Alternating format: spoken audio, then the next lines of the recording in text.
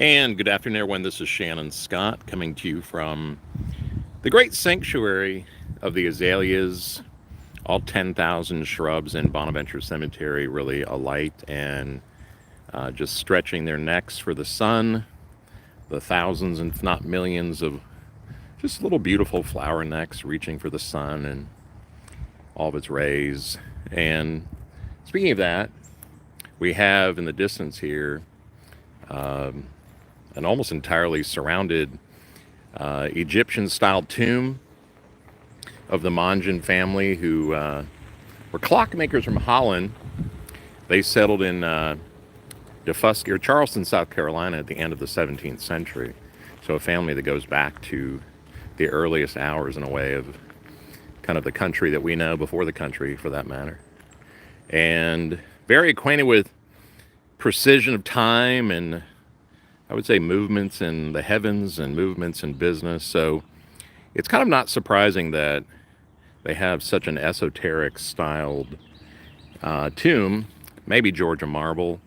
Not entirely sure. This is a mid-19th century vault, but it used to stand on Defusky Island, South Carolina. And it was moved here Civil War hours when we see a merger of the Monjan and the shipping family, the Stoddards of Savannah, which still have some notoriety in shipping. So if you all see the big container ships ever on River Street, that's a part of that, legacy family story stuff. And this one, according to some legend, although I've read, written accounts, that when this was being delivered or dismantled and rebuilt on a barge near Hilton Head, it came down the river behind us here. Effectively, they did not want to forget what the monument had looked like. So, it makes sense, right, to rebuild it. But it would have been quite a sight, seeing this thing floating down the river in our direction.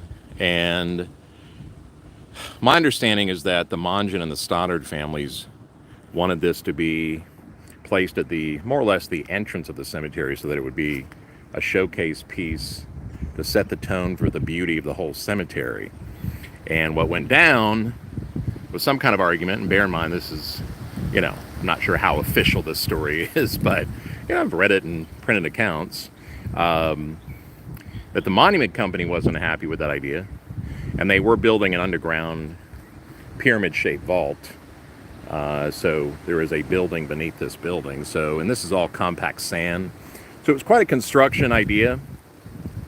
And maybe they just, legitimately did not want to take it through the cemetery. So they built it overlooking the river, which, I'm sure in the end they did not complain for.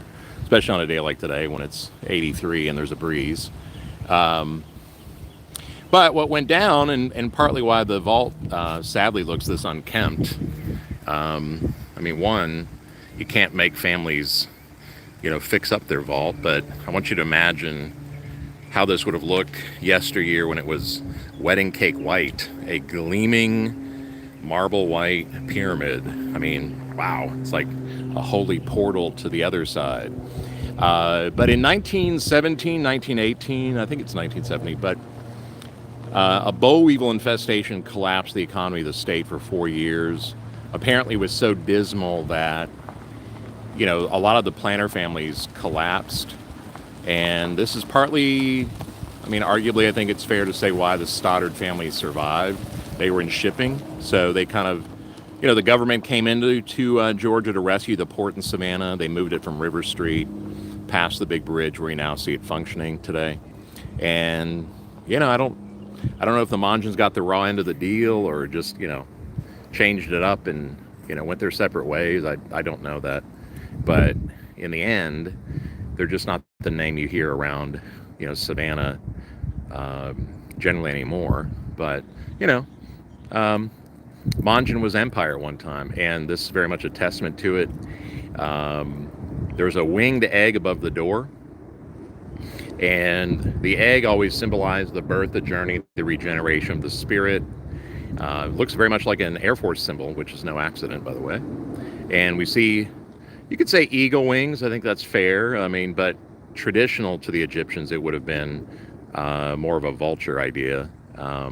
They believed that the Vulture was the guardian of the afterlife and carried your body, your soul off to paradise. So very much fits this kind of portal machine slash tomb, really resting place here in the cemetery.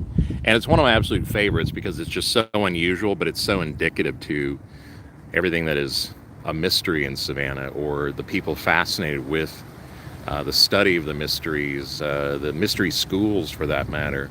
So yeah, heavy duty Masonic stuff going on here as well. But anyway, the azaleas get all the spotlight these days, and boy, they're really showing their worth here in the Monjan tomb. But thanks for watching, and I'll be back in a little while from the graveside of the author Harry Hervey to recite some passages from his novel The Damned Don't Cry. So stay tuned. Thanks for watching.